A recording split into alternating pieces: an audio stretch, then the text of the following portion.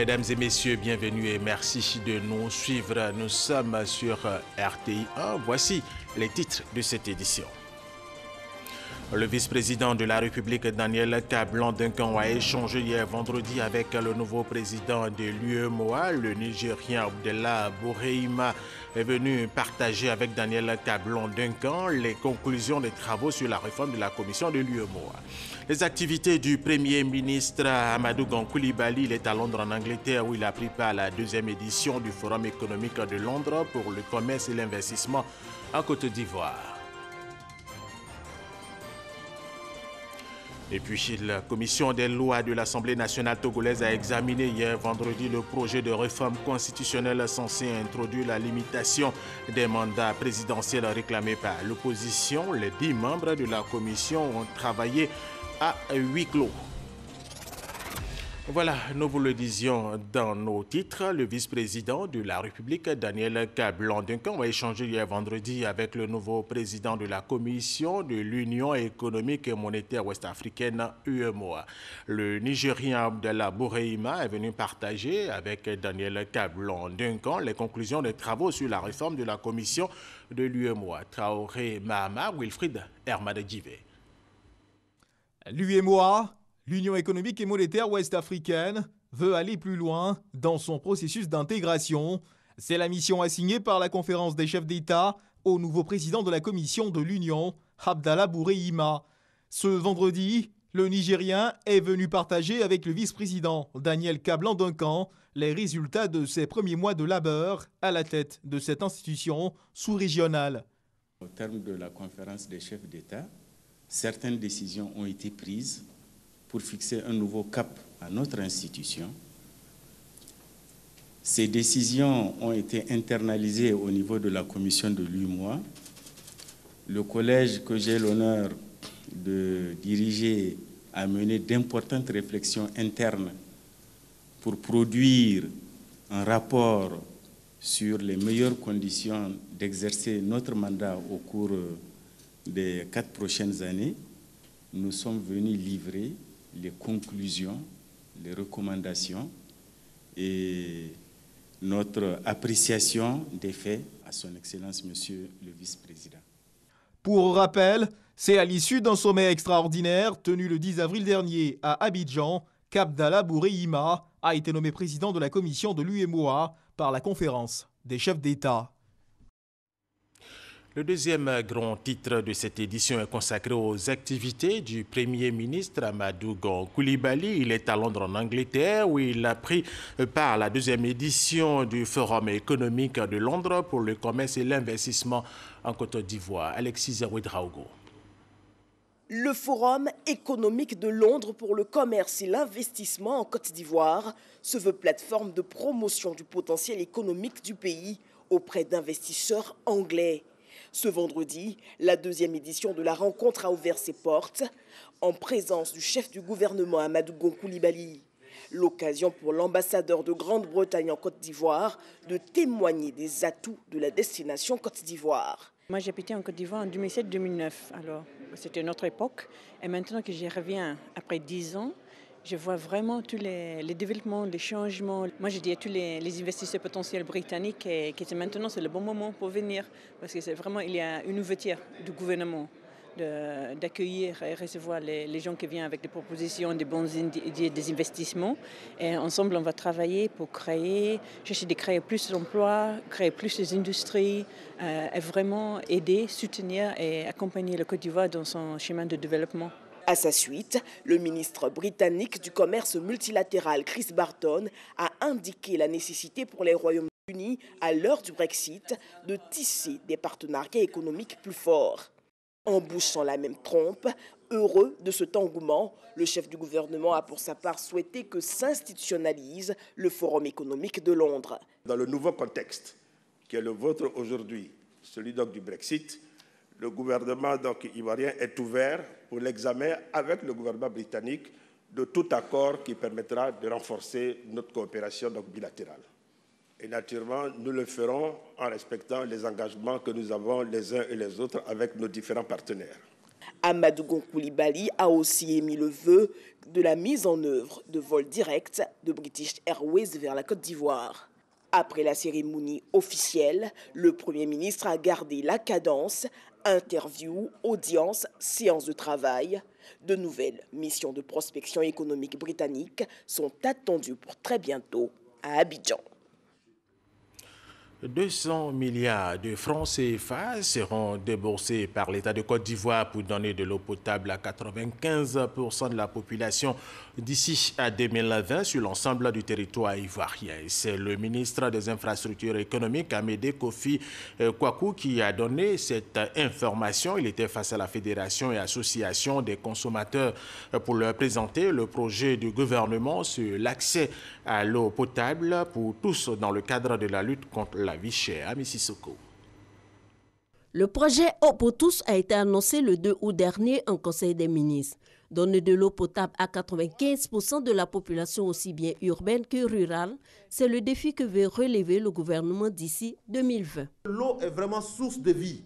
Et le chef de l'État sait que c'est dit, on ne peut pas arriver à l'émergence si les populations n'ont pas accès à l'eau. Le projet Eau pour tous renferme plusieurs composantes. Réhabilitation de 21 000 pompes villageoises, construction de 220 châteaux d'eau dans les chefs-lieux de sous-préfecture, augmentation de la capacité de production d'eau dans les chefs-lieux de région.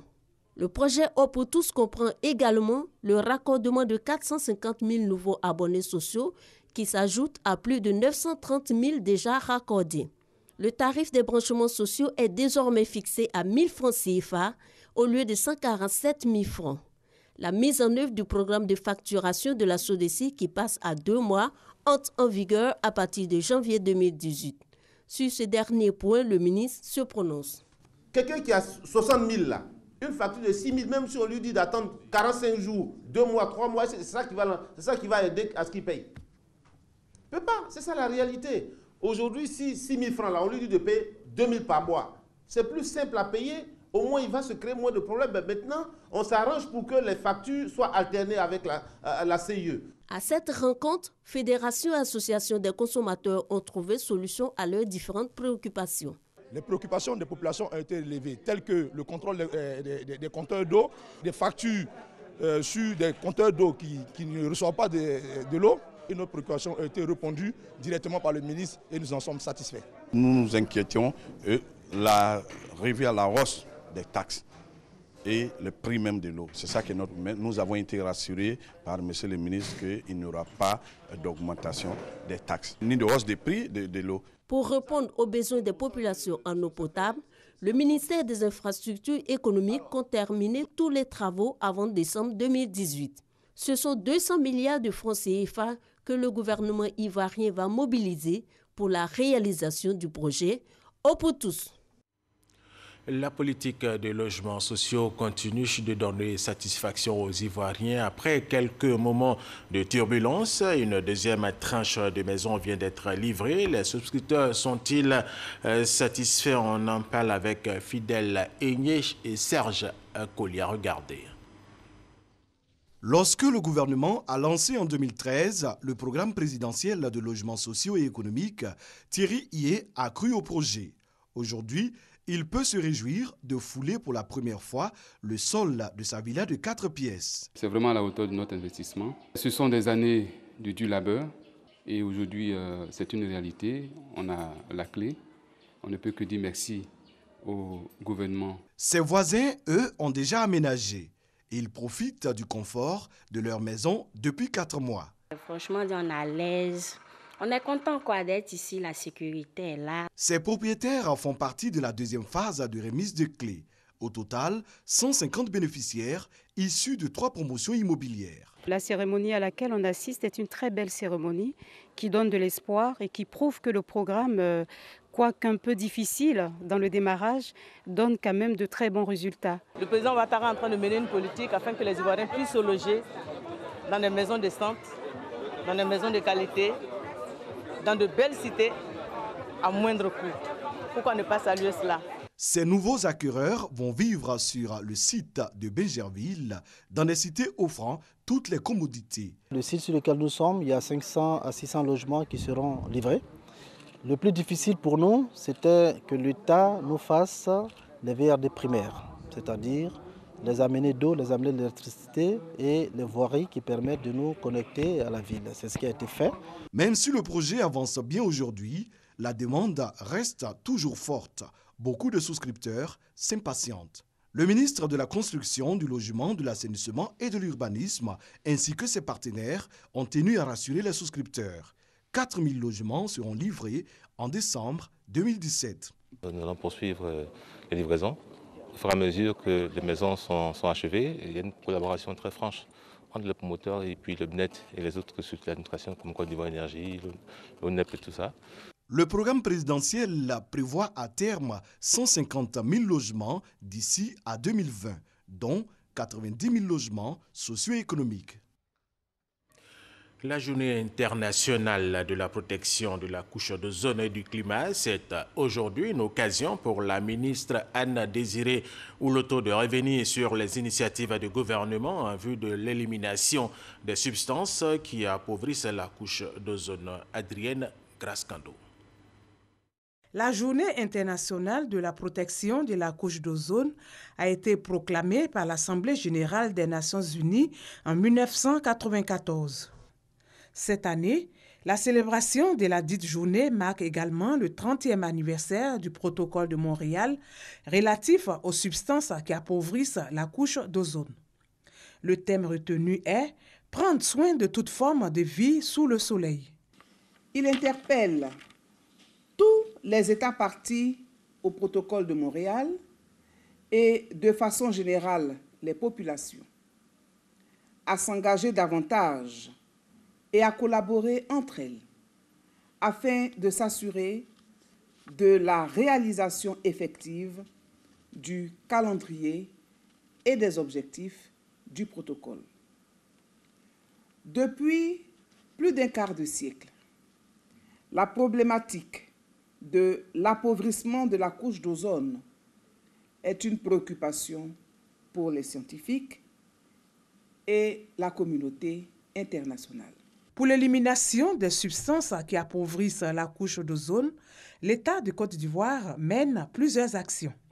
C'est notamment le cas des chlorofluorocarbones, communément appelés fréons en Côte d'Ivoire, utilisés dans la production du froid, de la fabrication de la mousse et des aérosols, qui ont été éliminés depuis le 1er janvier 2010, des halons pour l'extinction des incendies en 2005 et surtout du bromure de méthyle utilisé pour le traitement du cacao stocké avant exportation en 2015. Ces résultats ont pu être atteints grâce à l'appui financier et technologique du Fonds multilatéral de Montréal pour l'information et la sensibilisation du public,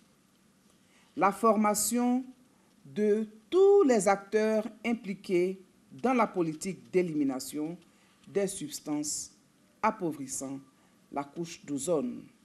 Les efforts fournis par la Côte d'Ivoire en matière de préservation de la couche d'ozone ont été reconnus par le Programme des Nations Unies pour l'environnement en 2012 et en 2013, selon la ministre Anne-Désiré Ouloto.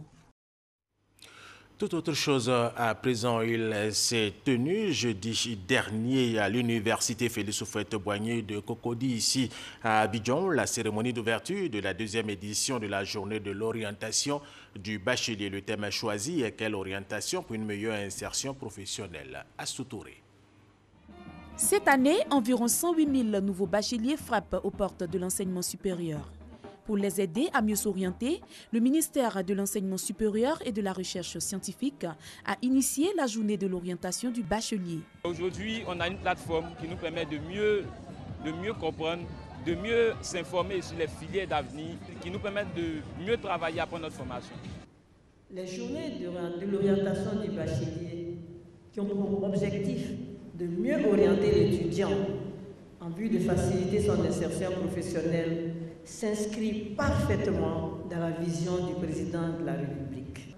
Aussi, face à la mondialisation de l'économie, il est urgent pour l'Afrique de disposer d'un capital humain de qualité qui soit en adéquation avec la demande dans les secteurs de l'économie pour tirer durablement la croissance. Par ailleurs, Amata Bakayokoli a exhorté les étudiants à maintenir un climat social apaisé et à privilégier la voie du dialogue à toute revendication.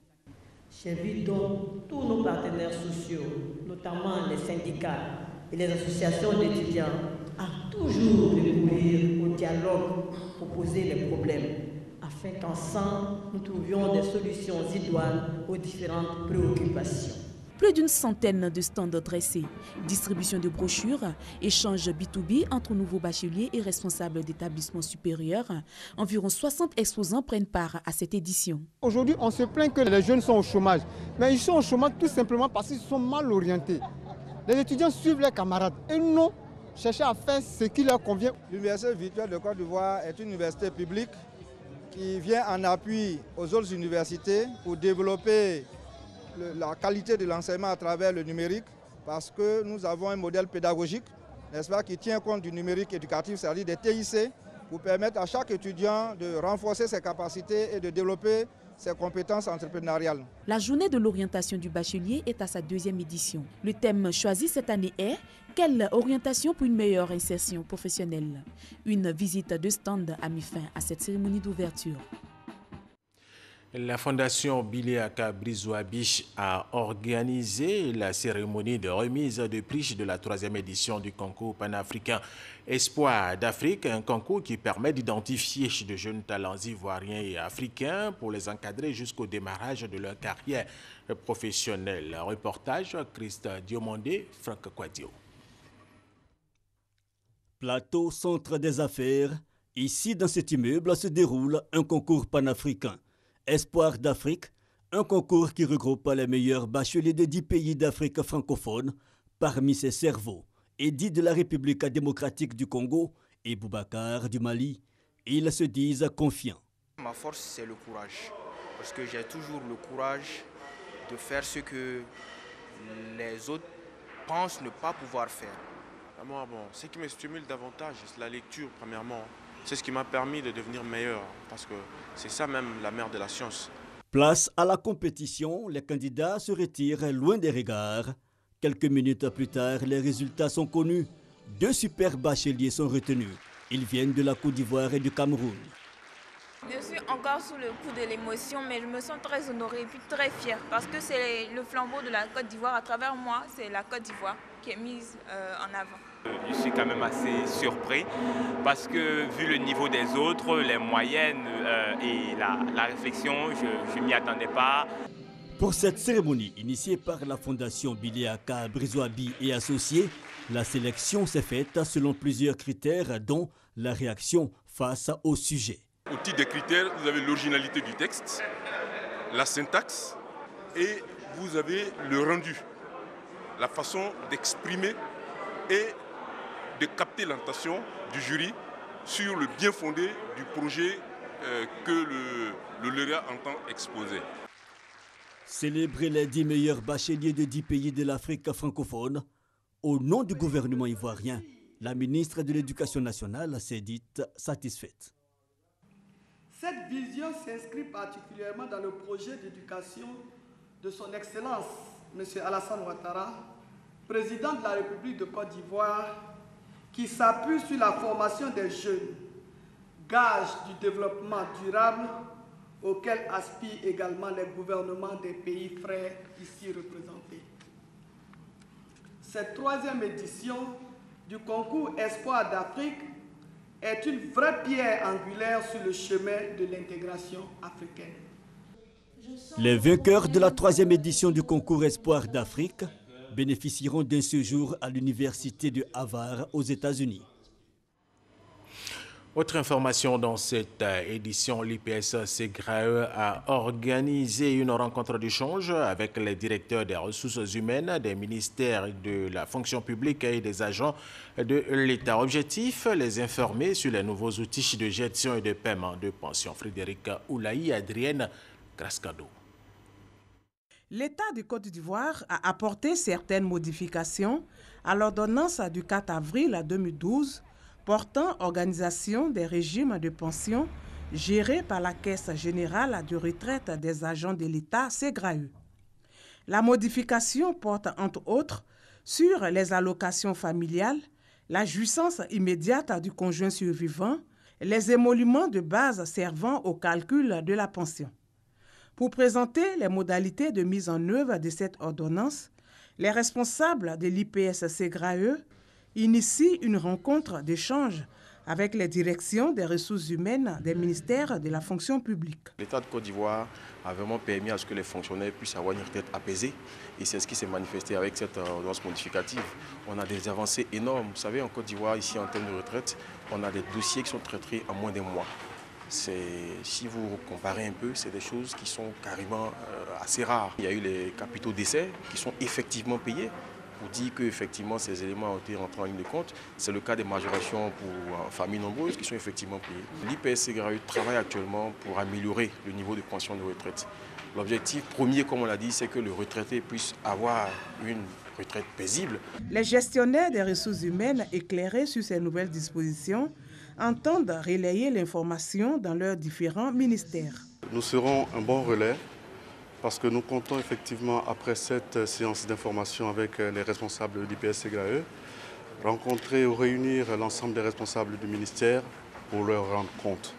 Pour qu'effectivement ces informations puissent être aussi relayées dans toutes nos administrations déconcentrées, tant entendu que nous, au niveau du ministère de l'Éducation nationale, nous sommes effectivement un ministère qui balaie l'ensemble du territoire.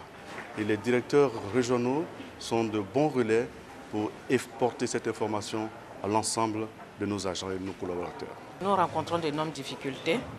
Je pense que cette rencontre est très bienvenue. Ça nous permettra de corriger nos lacunes, pour pouvoir mieux constituer les dossiers. La sensibilisation des fonctionnaires et agents de l'État à constituer les dossiers de pension et à les déposer 6 mois avant la date de départ à la retraite était aussi au menu de cette rencontre. Suite à sa nomination au poste de présidente du Rassemblement des Républicains, Henriette Dagri Diabaté reçoit le soutien de la communauté Atchon. Cette communauté a dit toute sa fierté de voir une de ses filles occuper cette haute fonction à la tête du RDR. Wilfried Herman Givé. La communauté est brillée, heureuse de la nomination de Henriette Dagri Diabaté au poste de présidente du Rassemblement des Républicains. Pour lui exprimer cette joie, cadres et chefs traditionnels Atchon se sont rendus à la résidence de la nouvelle présidente du RDR et dans le respect de la tradition Atchon, le chef Ngboba Simon, chef d'Abidjan Adjamé et président du collectif des chefs traditionnels Atchon, exprime la joie de la délégation qu'il conduit. La toute nouvelle présidente du RDR n'est pas restée insensible à ce geste de soutien et d'encouragement des cadres et chefs Atchon. Que les chefs, les différents chefs de chez moi se soient déplacés pour venir me voir alors qu'on n'a même pas encore fait de programme, c'est un plaisir que j'apprécie énormément. Je vous remercie et merci aussi pour les prières qui me vont droit au cœur. Pour rappel, c'est au terme du 3e congrès du RDR, tenu les 9 et 10 septembre 2017 au Palais des Sports de Trècheville, qu'Henriette Dagri Diabaté a été nommée présidente du RDR, le Rassemblement des Républicains. Un camion de transport de marchandises, un mini-car, un motoculteur de l'argent en espèces pour environ 80 millions de francs CFA. C'est le don du député de Sakassou pour renforcer les capacités socio-professionnelles de ces populations. On en parle avec Léon Brou-Kwame de RTI Boaké.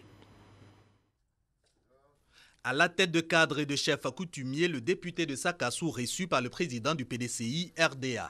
Marie-Anne Jondia est venue remercier Henri Konan Bédié pour ses actions de développement dans son département, occasion pour l'élu aussi de présenter au président de son parti ses appuis aux populations. Pour vous aider à nous aider, nous avons décidé d'acheter à la Cour royale un car. Nous offrons également un camion de 10 tonnes. Un motoculteur sera également remis. Beaucoup de rumeurs courent. Il paraît que ce n'est pas vrai qu'on ait donné 80 millions. J'en ai l'assurance puisque ceux qui ont été cités comme étant les possibles donateurs sont chez moi. Et ils ont démenti tout cela. Donc, je crois que ce qui fera l'effet, c'est ce que vous allez offrir.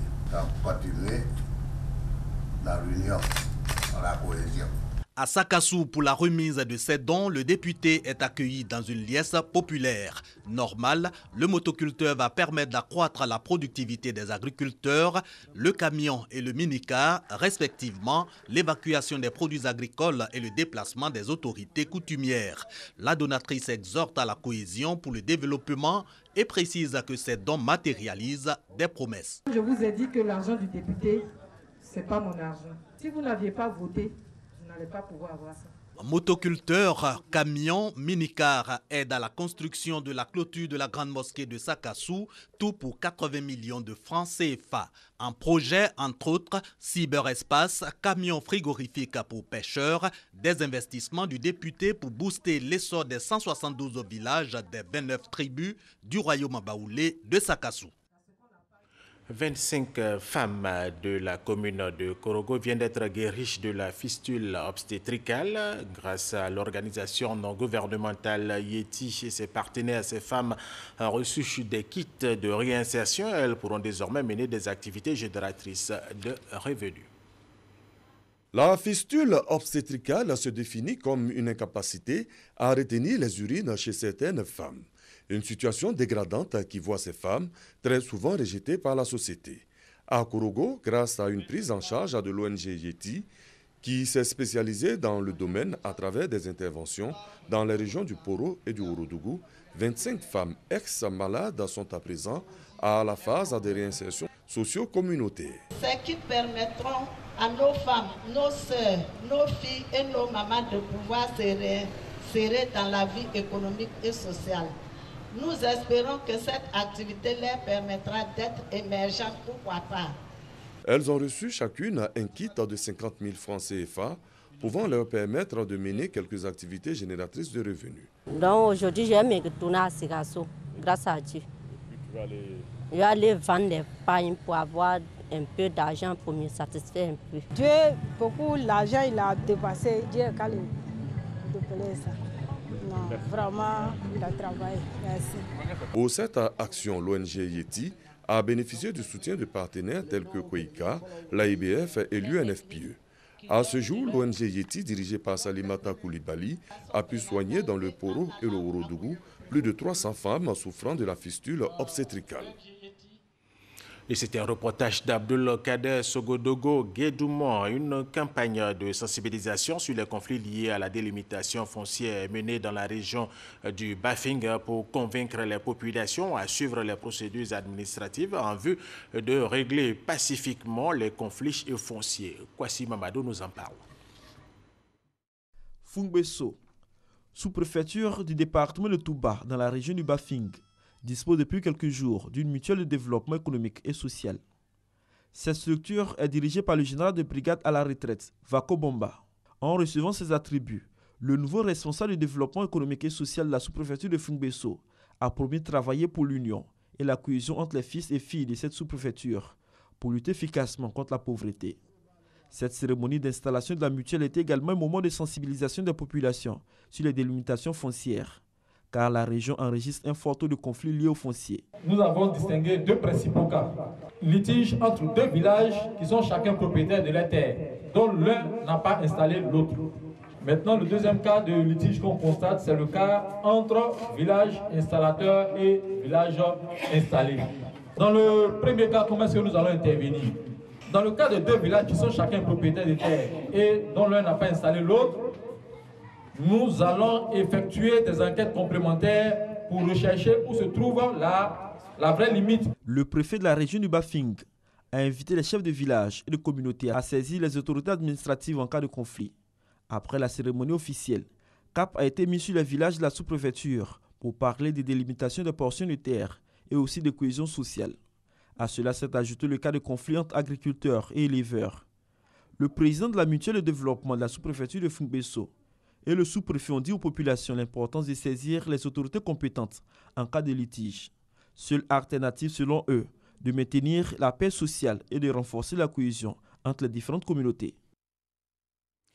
La commission des lois de l'Assemblée nationale togolaise a examiné hier vendredi le projet de réforme constitutionnelle censé introduire la limitation des mandats présidentiels réclamés par l'opposition après des mouvements populaires massifs contre le régime du président Faure Gnassingbé. Les 10 membres de la commission ont travaillé à huis clos. Et nous allons terminer avec cette information. Le Parlement de Kurdistan irakien a approuvé hier vendredi, soit sans surprise, la tenue le 25 septembre prochain du référendum sur l'indépendance de cette région autonome d'Irak en l'absence de l'opposition qui avait appelé au boycott de la session parlementaire. La Maison-Blanche a appelé automatiquement à l'abandon de ce projet, jugeant qu'il serait provocateur et déstabilisant et propose des discussions sérieuses et dans la durée avec Bagdad. Voilà, c'est la fin de cette édition supervisée par Christelle Ménon. Merci aux techniciens, merci à vous de l'avoir suivi et restez avec nous sur RTI.